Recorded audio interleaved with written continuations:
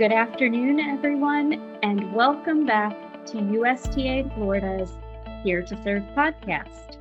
My name is Laura Bowen. I'm the Executive Director at USTA Florida, and I'm so excited to chat with our guest today, who is Steve Kolbich. Steve is, he's a man that wears many hats, and I'm very excited to talk about all of them today. He's a lawyer by training. He has a wonderful history in the shoe business, which I can't wait to talk about. He's also spent 32 years in the financial planning and investment management world. And most importantly to me, he is a lifelong tennis player living in Miami, Florida. So welcome to the podcast, Steve. I'm so happy to have you with us. Thank you very much, Laura. It's really a privilege to be here and to have this conversation with you. So you have a really interesting background. I just went through like the Cliff Notes version of it. Could you share with our audience just a little bit about your life story and how you came to be in Florida? Sure. Thank you, Laura. I will. You mentioned the 3 careers. Yes, I tell people this is my 3rd career. I hope to get this one right. But started off as a lawyer my first job out of law school. Was as a public defender. I wanted to do trial work. And then being a lifelong tennis player, I was aware of a company in Cleveland by the name of the International Management Group, IMG, then was the largest, and I think is still today, sports management firm in the world. And on the tennis side, they had people like Bjorn Borg, Ilie Nastase, Martina Navratilova, Chris Everett, names that your viewers would recognize, I'm sure. So as a tennis player and a lawyer, I thought that would be a great place to work. So I sent them my resume. At the same time, I had just become engaged, and I always wanted to be in Florida. That was a place for me. I was practicing law in Harrisburg, Pennsylvania. I'm originally from Hazleton, Pennsylvania, a little town in northeastern Pennsylvania. So I always wanted to be in Florida, and I was applying for jobs in Florida. I'd actually taken the Florida bar shortly after we became engaged, thinking we would move there. But as a lark, I sent my resume to IMG, and they called me in for an interview, and then they offered me a job in the legal department, which was a very interesting place in IMG because it was a very small legal department, with a great overview of the company. And typically people in the legal department go off into different sports. In fact, my predecessor had just gone on into the tennis division. So I thought that would have been a really interesting thing to do. And happily, I got an offer to work at IMG. I also had some offers to work in Florida. And I was sort of perplexed.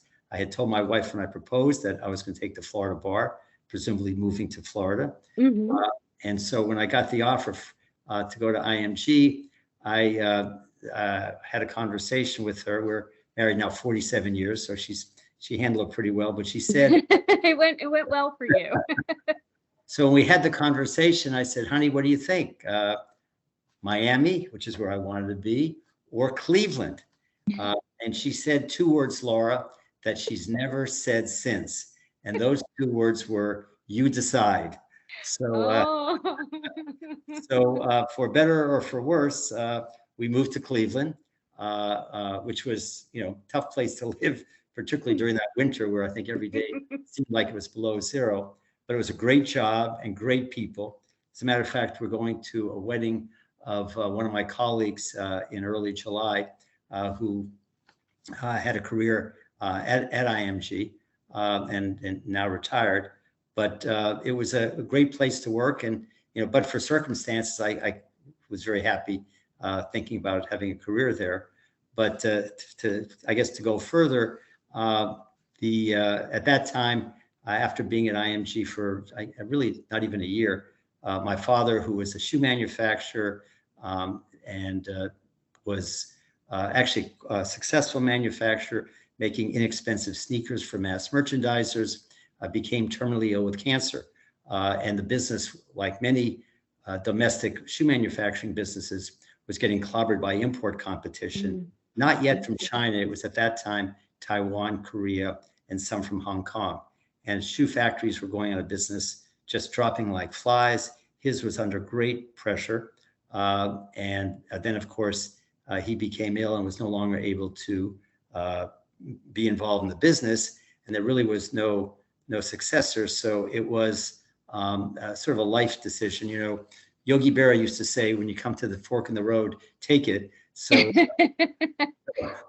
I came to the fork in the road and decided that I was going to go back to our hometown, Hazleton, and get involved in the business and see if we can try to sort of right the ship, although I didn't quite understand what I was getting into.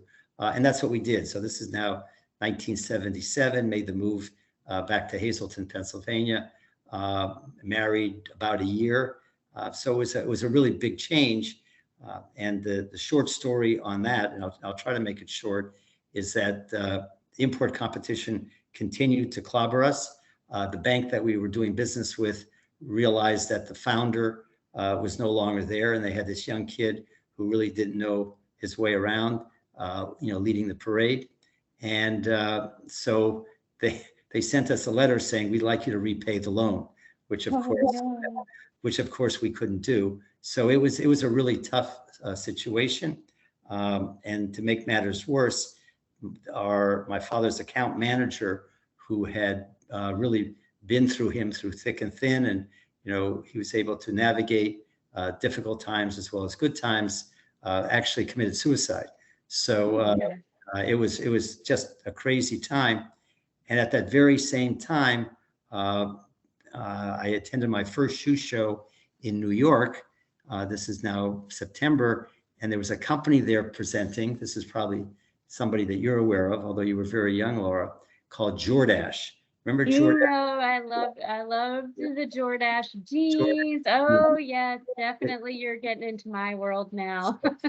The Jordache jeans itself is a great story because they were three Israeli brothers that had come to this country and opened up a jeans shop in Brooklyn.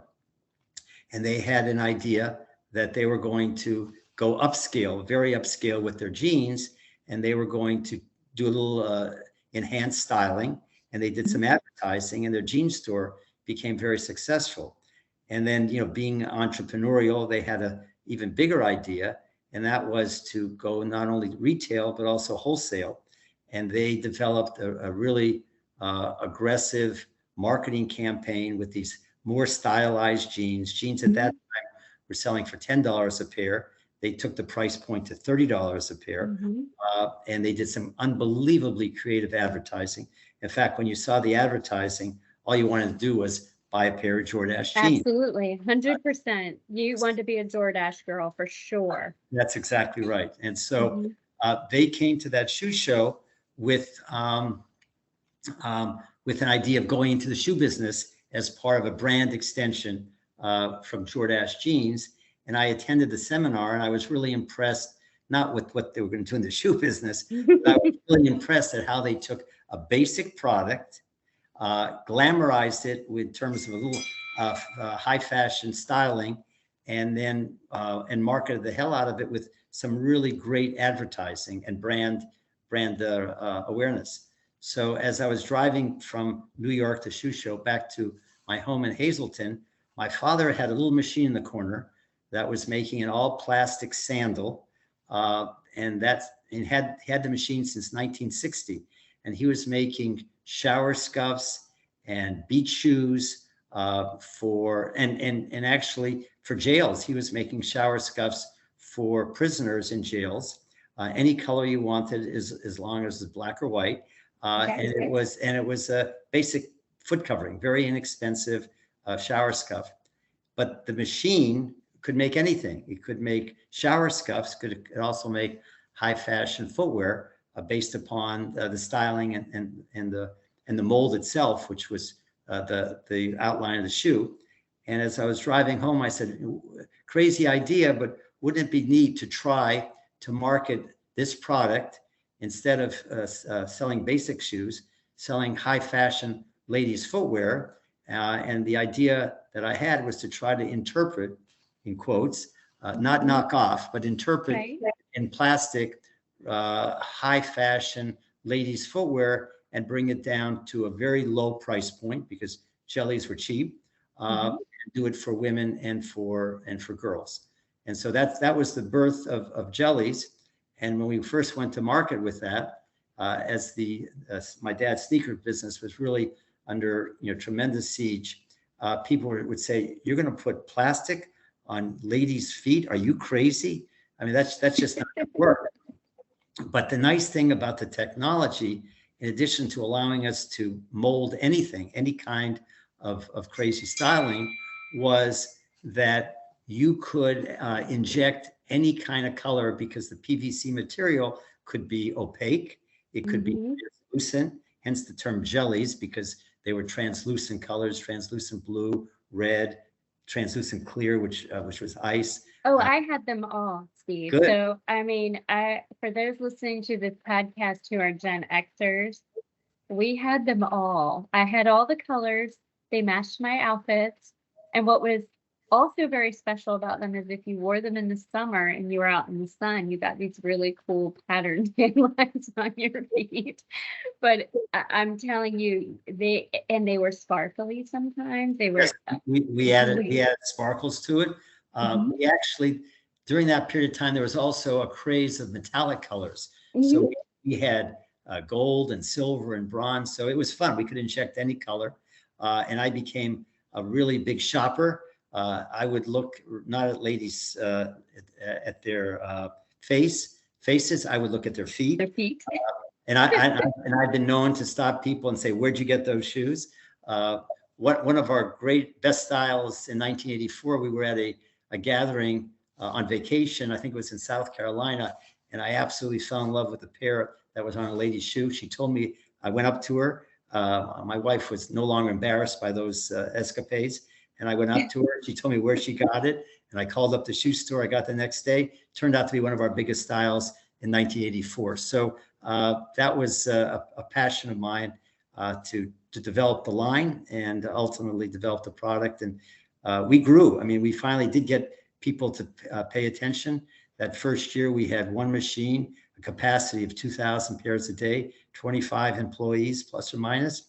And that's separate company because it's separate from my dad's company. And from that year, 1978 to 1984, we grew to a capacity of 50,000 pairs a day. We employed 750 people, and it was really a fashion explosion. And it was certainly a great ride. And we didn't have any competition either, because we were essentially the only ones doing it. And in 1985, somebody came to me and said, "Steve, we like what you're doing. We'd like to buy your company." And I didn't really know if we had something that was going to be permanent or something that was going to be or something that was going to be a fashion item. You may have heard the term hula hoop. Hula hoops were big hoops back in the 50s. Where everybody had one for a while, but it didn't last. So when I had the opportunity to sell the company, I did. And of course, the first place I wanted to move to was Miami, Florida, and start tennis again in a serious way. So we moved in 85, young family, 2 kids at the time. We had a third a few years later. And that was the end of my shoe business career, but really led me to a third career, which was with this newfound liquidity.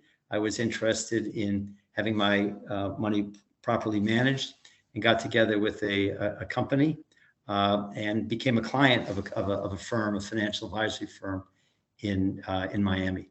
So, which has actually an interesting story as well, because I became a client of that firm in 1986.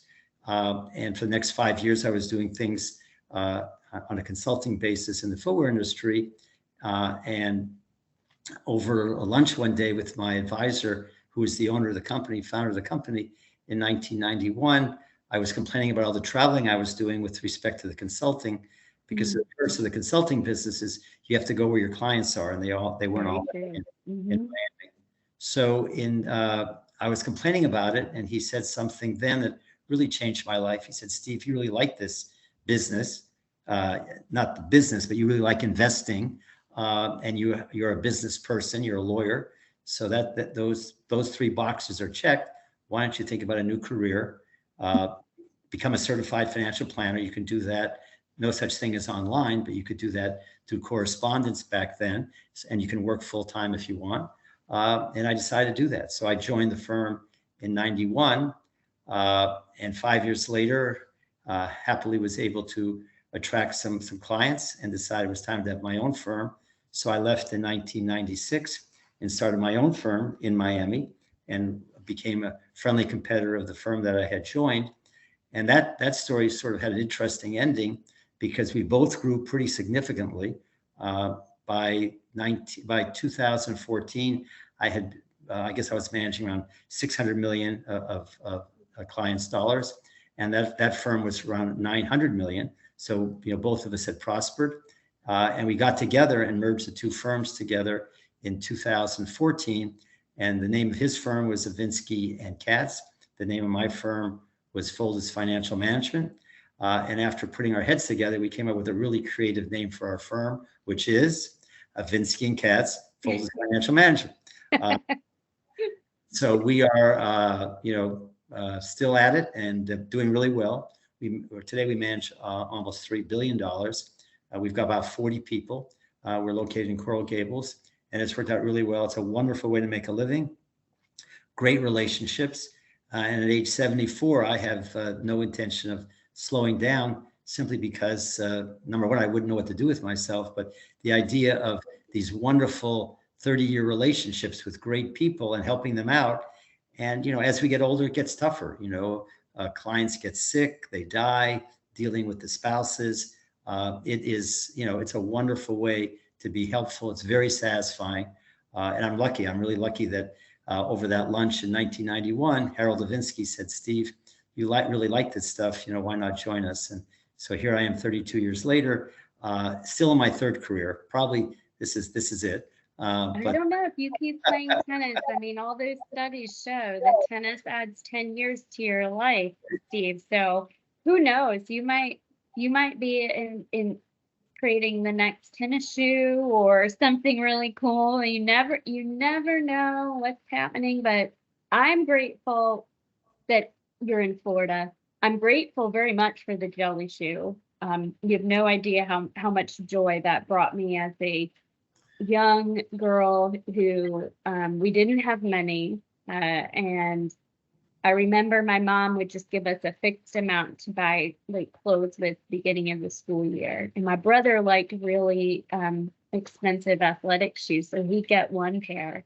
but because of you and the jelly shoe, I could get like 20 pair of jelly shoes, and you have no idea how much joy those shoes brought me. And of course now tennis brings me, I've passed the jelly phase and now I'm into the tennis phase of life, and it brings me great joy for many reasons. So I'm so glad that you're in Florida. So glad you're in tennis. And I'd love for you to maybe share a little bit about how you first got involved in tennis and where you currently play now, because I know you're a pretty avid player. Well, it's been a lifelong passion. I tell people I've really fell in love with the game when I was a kid. And after school one day, one of my classmates said, there's a tennis club not far from the school. Do you want to play? And that was my first experience. I was 13 years old. And I just absolutely fell in love with the sport, and happily, and that was the middle state section of the USTA. Back then it was the USLTA, United States Lawn Tennis Association.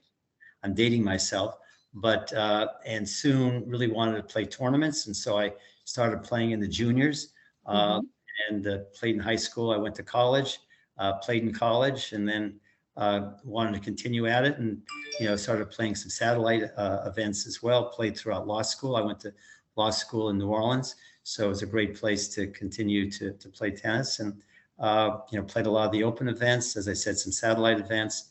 And then when we moved to Florida is fantastic for senior events, particularly Miami. So got a chance to play a lot of 35s, 45s, and still at it, and played a bunch of 70 tournaments this past spring, and cannot wait until next year because I turned 75, and I will be that young guy in the 75s when those really young guys that just graduated are behind me, and I won't have to deal with them anymore because they're too tough. But Well, you and USTA Florida will both be 75 next year. So it was meant to be for you to be a member of USTA Florida and here in our section. So we will have to celebrate together in January when you have your 75th birthday and when we pick off ours. We'll make sure we get a cake out there and do some fun things for you, because when you hit 75, you need tennis to keep you healthy, and you should eat all the cake that you want. well, the thing about tennis for me, because I am a serious player and I'm competitive, is that in order to be a competitive, you have to do other things with it. So the result is that I work out with a trainer, which is an interesting story, how that came about. I do yoga, I try to eat healthy. And it's really been a combo package of, if you want to be competitive and play at your highest level, you have to do the other things as well, which is what I've tried to do. And that's worked out really well. So you're telling me you won't eat cake if I bring you cake? Is that your That's a great comment, Laura. I'll take it, but I'm notorious for going to a restaurant and saying, "Can I see your dessert menu?" My wife immediately rolls her eyes and says, "Why do you do this? Why do you torture everybody?" So I convince somebody else to order something that I like, and then I will say, I'll take one nice spoonful or forkful, and I'm satisfied. And then everybody curses me because they eat the whole They're thing. eating the rest. Well, I will gladly eat the rest of the cake. So we will make sure we do a cake, and you can have one bite of the cake, and then the rest of us will make sure. If you put anything in our office, I assure you that it will go away. We had a pie in there earlier this week, and it took a little bit, but it definitely made its way to disappearing. Well, May is a really special month for us, and one of the things we wanted to talk about is Jewish Heritage Month, and I would love for you to talk a little bit about your own Jewish heritage and how that shaped you as a person. Well, there's no doubt that that's been a very important part of my life. By way of background, my parents came from Hungary in 1947. So that means that they were survivors of the Holocaust, which of course was the most horrific event in the history of our planet. So growing up, recognizing that that was the case, I felt that there was a responsibility that I had. They never spoke about their experiences in the Holocaust. I did learn something about it after they were both gone, but they never spoke about it. But it was something that I recognized was important. I grew up in a small town in Pennsylvania. There weren't a lot of Jewish families, and when we moved to Florida, one of the things that I wanted to do was get involved in the community, sink very deep Jewish roots, so that I could be helpful, because I felt as a survivor, recognizing also I lost family members in the Holocaust, that I want to do whatever I could to be helpful from an organizational perspective to continue making Jewish institutions strong. And one of the real sad things about the Holocaust was that the United States knew what was going on long before the end of the war. There are a number of books that have been written, but suffice it to say that they knew, the administration of Franklin Roosevelt knew, and yet didn't do anything about it, in part because of the not only anti-Semitism that existed in the government at that time, but also because of the lack of political power that the Jewish community had in the 30s and the 40s. And I think the lesson that we learned as a community is that having political power makes a difference, a huge difference. And so I've tried to be helpful to the extent that I can in strengthening our institutions and making sure that we do have a say in terms of what's going on. And very thankful today that there is that close relationship between the United States and the state of Israel. I'm really appreciative of you sharing your story. I do feel like when people share their stories, it creates such a better understanding and perspective. And I wanted to know if you would mind sharing us some of the organizations that you are involved with in Miami. I know there's several that do help to celebrate and strengthen the Jewish community here in Florida? Sure. In the Jewish world, we have a wonderful expression where we leave no good deed unpunished. I started my involvement with our Jewish Community Center, our JCC, which was sort of the central address of South Dade at the time. We actually, when I first got involved, we were in a fundraising mode to build a new JCC, which we did do, and I got involved on the board, and then from the board, more leadership positions, and ultimately became the president of the organization from 97 to 99. The new building had been built. We were doing some really good things. And then from there, got involved with my synagogue as well. Beth Am is a very large synagogue here in Florida, primarily on the financial side, on the board of trustees, ultimately became co-chair of the board of trustees. And most Jewish communities, certainly of any substance, have a federation. And the purpose of the federation is to sort of be an omnibus organization which has an annual fundraising campaign, significant, and then uses that money to allocate among the different Jewish agencies, not only here in the US, but also abroad. In fact, I just returned last week from a trip to Israel, which I'll talk about in a little bit, celebrating Israel 75. But within the confines of the Greater Miami Jewish Federation, doing lots of good things. We have a foundation which tries to perpetuate legacy giving. There's an investment component of that because we invest money that comes into the foundation. So I've had the privilege of serving on both of those, and ultimately became the chair of our investment committee. Today, we manage about $500 million, so it's substantial. And these are legacy gifts from our donors. And for the last 4 years, I was the chairman of the board of the foundation itself, which not only is in charge of the investments, but also really a campaign to raise awareness and try to perpetuate giving, because if the federation and all the good things that it does is important to you during your lifetime, our goal was to try to obtain legacy gifts from our donors so they can continue to make those gifts even when they're no longer here. And so, by providing for a gift in their will, for example, that goes to the federation, and the federation really provides, tremendous benefit for Jews in need all over the world. Most recently, we've gotten involved with hurricane relief, helping people in Turkey, for example, Ukraine, resettling Ukrainians that wanted to come to Israel. About a third of our $23 million annual budget goes to Israel. And there was a trip that the Federation sponsored for Israel 75. There were 800 of us from Miami that went over, and we had an opportunity firsthand to look at where our monies are being invested. Those resources are being spent to help people, whether it be children with special needs, a magnificent facility that they have there, whether it means helping Holocaust survivors, which of course are getting fewer and fewer as time goes on.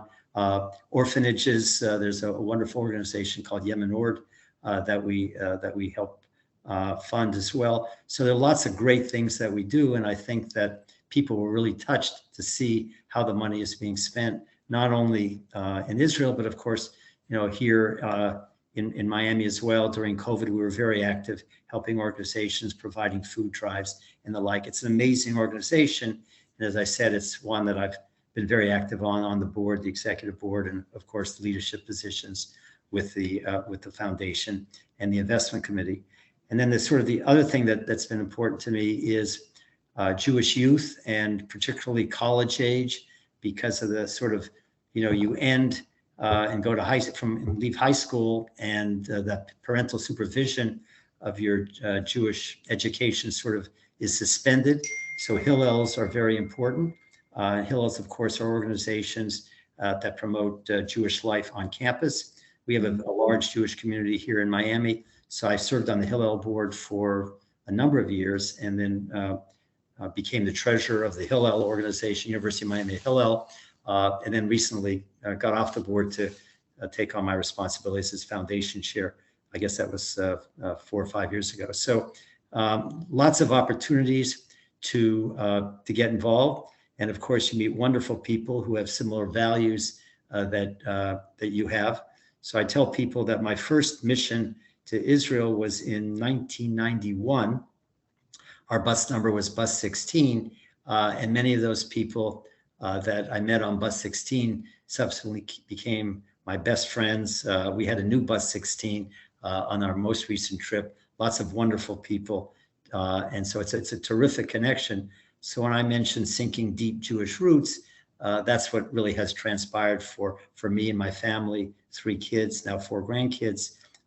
They're not all here, but the reality is it's just been a wonderful, wonderful part of my life to be involved with the community and share those values and really try to build something which has some real substance. The other thing that I've been involved with, which I think is really important, is an organization called AIPAC. AIPAC is the lobby, American lobby for Israel, and it lobbies members of Congress to be supportive. The Iron Dome that is currently shooting down missiles that are being sent from Gaza, Hamas. I was actually there about 10 days ago at the Hamas crossing. I'm sorry, at the Gaza crossing. Hamas, of course, is the terror organization that controls Gaza. Those Iron Dome missiles and the funding has come in large measure from the U.S. through the AIPAC lobbying. So lots of good things that we're able to do to save lives. So it's been really a worthwhile period of time for me in Miami and being involved in the Jewish community. I love that you shared all of that. And what I particularly love is, sometimes we think people are so different from us, but the truth is that you have such a heart for service. And we talk about that a lot in our organization. And people say, well, what do I need to get involved in something in there?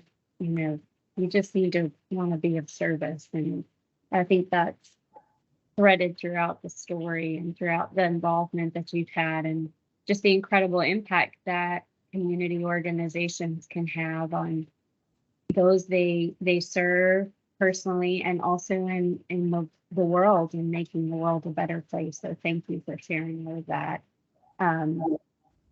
This is kind of a little bit of a different question, and I'm curious to hear your thoughts on why is it important for all of us to learn more about the Jewish community and the many ways that Jewish people have contributed to America over the years? There's a lot of history that I just don't think we know.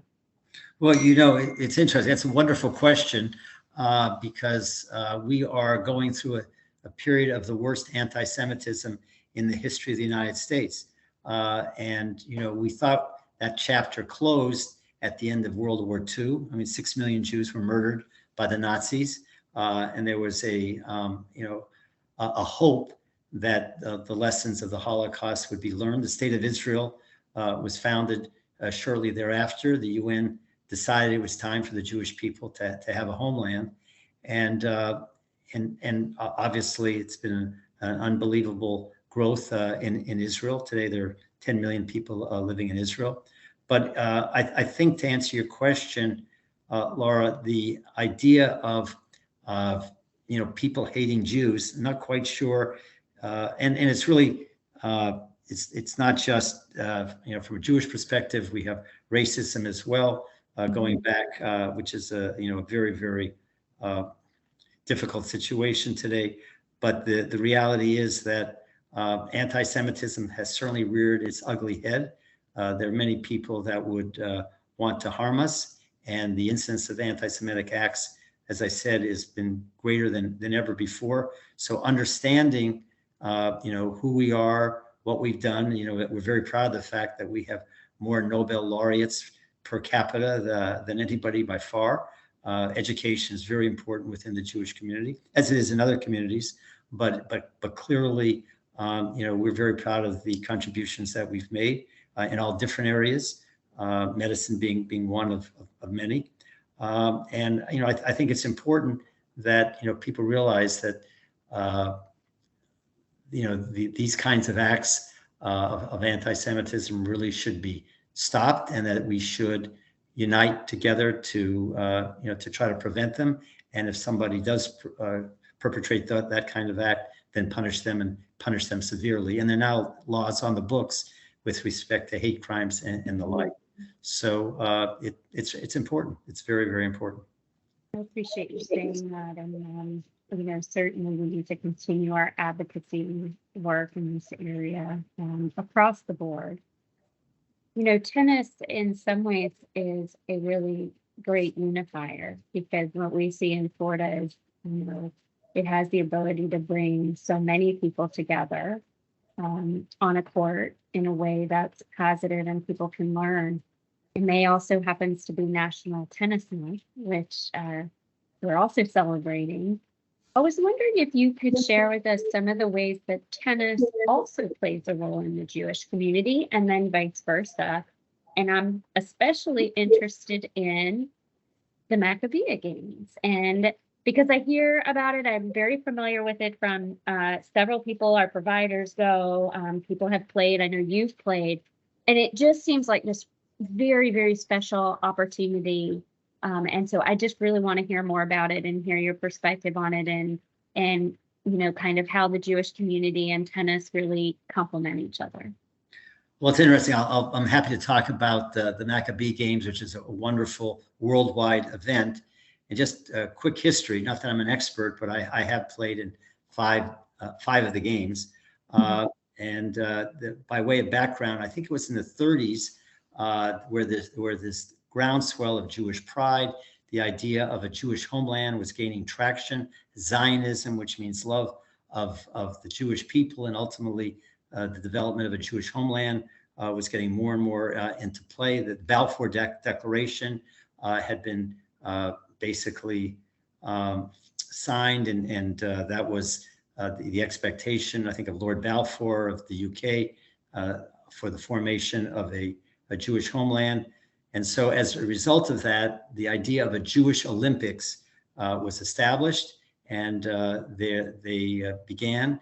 I believe the first one was in Jerusalem, although I'm not sure, maybe Tel Aviv. And really from the 30s has continued. I participated in the 93, the 97 games in Israel in masters tennis, because Jewish people are very creative. If you age out, we'll age you back in. Tennis people do that too, so don't you worry. We find those ways in tennis also. You never leave us, really. There you go. Well, that's smart. So they had the senior tennis along with many different sports. I think that there were 50 countries participating when I was there. Jewish Olympics, it was actually held the year after the Olympic Games, continues right to this day, and an opportunity to bring Jews together, particularly younger people, to experience what Israel is all about. And it has been terrific opportunity to meet others, to represent our country. They have an opening ceremony, which is great, with flags and lots of lots of national pride. And I played in two of them, as I said, 93, 97.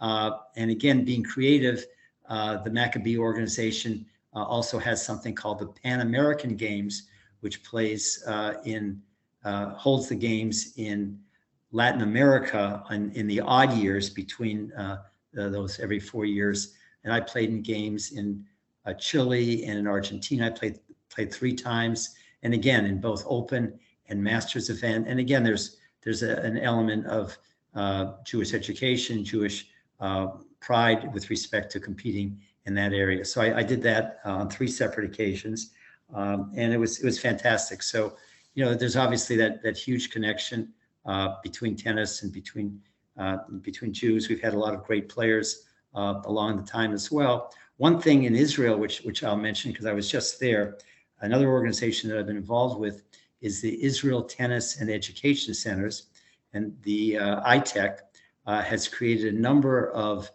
tennis facilities, primarily in lower socioeconomic groups, areas throughout Israel, attracting not only Jewish players, but Jewish youth, but Arab youth, Christian, Muslim, Jews, and they've got some really terrific programs beginning at age, really toddlers.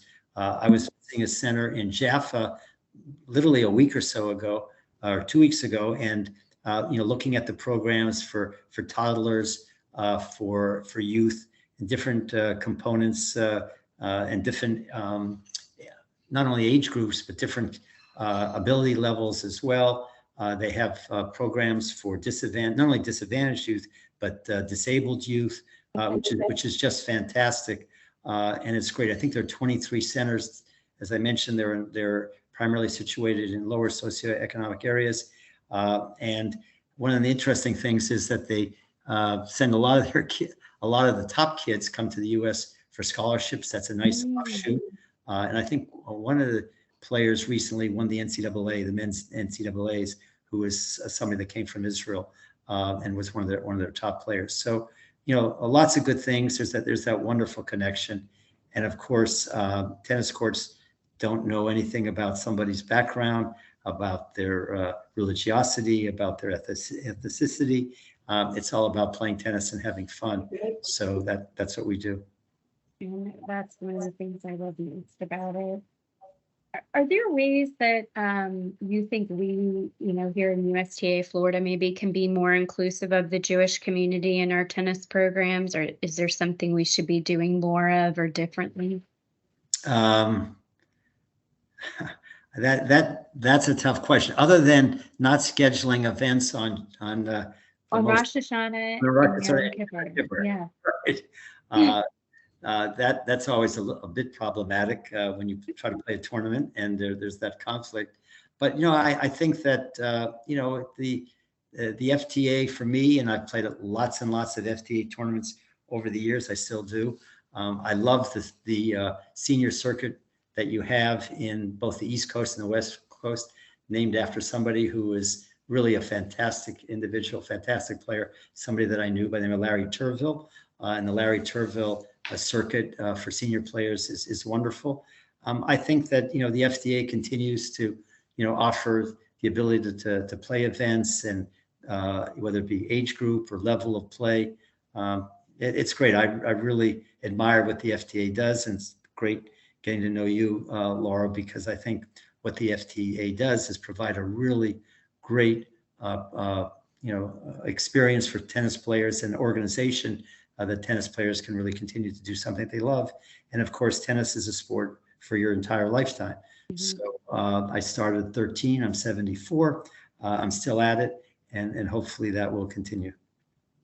I certainly hope so. And we're very blessed in the state of Florida that we have players from all over, from all ages. And like you said, they're still playing. We have many that are 80 plus that are still playing at our local programs or facilities, and even in tournaments. And it's great for longevity. We know it adds years to your life. And my mom still plays, and she's 70, so it's really a wonderful, wonderful game. And one of my favorite stories is we had a place for a number of years in North Carolina, and I would play the Asheville event every year. And I remember that they had all the way up to 90 and over, and I was at the trophy presentation a few years ago for it was actually the 85s, and the winner accepted the trophy, and the runner-up accepted his trophy. The winner accepted his trophy. They shook hands, and the runner-up pointed his finger at the winner and says, "I'll get you next year." So I love that. That was in the 85s. So I'm sure they're battling in the 90s next year. So it's great. I mean, that's really the wonder of tennis, is that we can continue to play and compete and with the same enthusiasm that we had in the juniors. And believe me, my opponents play with the same enthusiasm. Yes. I've seen some things out there. I will tell you, there's a lot of competition, and it's very good, and it's very fun to watch. Absolutely. So for our non-Jewish tennis community, or just the community in general who happens to be listening to this podcast, what are some of the ways that someone could learn more about Jewish heritage? Where do they go to learn? Well, that's a great question. many communities have a Holocaust memorial / museum. I know on Miami Beach here, we have a Holocaust memorial, and it has a fairly substantial research library. There's a Holocaust museum in Washington, which is huge and Oh, very. it's amazing. When I was living there, when the museum opened, and one of the most amazing things is they have an area. I think they still have it. It's sort of like this reading room, research area you can go into. I think you can spend so much time in there just learning, and it's very powerful. I don't know anybody who didn't go there and come out crying or just completely and utterly moved emotionally. If you go to Washington, I always recommend it to people, but I also tell them to be prepared, and it's very powerful. It is very powerful. And just to follow up on your question, I think that going to or calling a local synagogue, synagogues are always very helpful to provide information that can be helpful in someone's education. The federations themselves have lots of different departments, including JCRC, Jewish Community Relations Council, Jewish Community Relations Council, in terms of communications with non-Jews, and really would be helpful in terms of Jewish education. We actually have at the Federation something which is a separate Jewish Educational Council, which information will be readily available there through that. So lots of touch points with lots of good information, lots of great books written about Judaism, and certainly the more you know, and the better things are, and of course that will provide for the kind of environment where we're not trying to kill each other, we're just trying to live together in harmony, and that's the ultimate goal. Very well said. Is there anything else you would like to share with our audience today that we haven't covered for the sort of that final wrap-up question that I ask our guests? Well, you've been a wonderful interviewer and delight to get to know Laura. So thank you. I don't have anything further. Clearly, if somebody has a question, I'm very happy to be responsive. But this has been fun, talking to you and really talking about my background. Well, it's been quite a joy for me. I really appreciate you taking the time to join me on the podcast today. I do hope that I see you frequently now that we know each other. I hope to see you out there at some of the Larry Turville Super Senior Grand Prix events, and I have a January birthday too, just so you know. So that's why I'm going to eat cake with you, because I always eat cake on my birthday. And so if I don't see you sooner, we will certainly have to celebrate in January your 75th, USTA Florida 75th. I am not 75, but I'll still celebrate my birthday anyway. That's great. That's great. So thank you for joining me. It's been a real pleasure. No, thank you for the opportunity to talk. For those of you who are listening to the audio-only version of this podcast, be sure to visit USTA Florida's YouTube channel, where you can see the full video version, and for all episodes of the Here to Serve podcast, including upcoming topics and dates, visit USTAFlorida.com/here to serve. Thank you for tuning in, and have a wonderful day.